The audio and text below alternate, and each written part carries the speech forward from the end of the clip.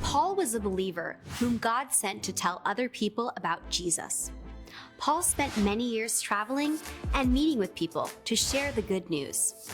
Sometimes when Paul was away, he would write a letter to Christians in a city to teach them or remind them about what is true. Paul was in Corinth when he wrote a letter to Christians in Rome.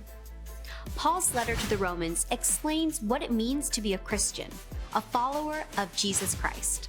Paul's word encouraged believers and showed them how they should live every day. In one part of his letter to the Romans, Paul wrote, "Friends, I want the Jews to be saved from their sins. I pray that this would happen. I know they want to please God. They try so hard. But they do not believe that people can only be saved by trusting in Jesus." This is the truth we must tell other people. If you confess with your mouth Jesus is Lord and believe in your heart that God raised him from the dead, you will be saved. Paul said it again. Everyone who calls on the name of the Lord will be saved. Then Paul explained why it is so important to tell others about Jesus. Before people can trust in the Lord, they must believe in him. And before they can believe in him, they must hear about him.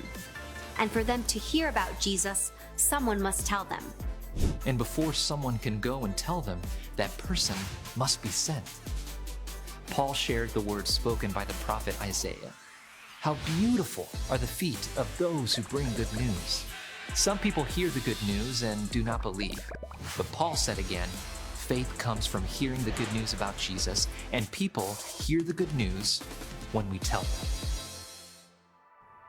Just as Jesus came into the world so that people might come to trust in him and be saved from their sins, Jesus has sent the church throughout the world to tell others about the salvation that can only be found in Jesus Christ.